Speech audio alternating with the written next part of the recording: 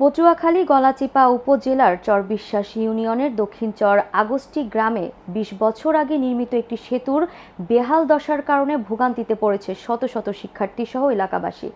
২০ বছর সময় পেরিয়ে গেলেও জরাজীর্ণ সেতুটির সংস্কারের উদ্যোগ নেওয়া হয়নি। এতে প্রতিদিন শত শত মানুষ ঝুঁকি নিয়ে সেতু দিয়ে পারাপার হচ্ছে। স্থানীয়রা জানান, সেতুটি নির্মাণের ৫-৬ বছর পর থেকে সেতুর বেশিরভাগ অংশ মরিচা পড়ে ধসে যাওয়ায় এখন মরণ ফাঁদে পরিণত হচ্ছে।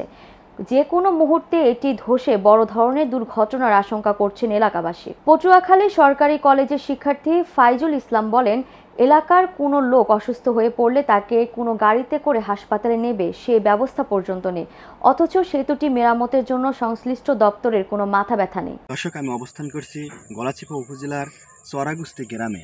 এই গ্রামের ব্রিজ থেকে প্রতিনিয়ত শিক্ষার্থী সহ সাধারণ মানুষেরা চলাচল করে, কিন্তু ব্রিজ ভাঙ্গার কারণে ভোগান্তির শিকার স্থানীয় মানুষজন।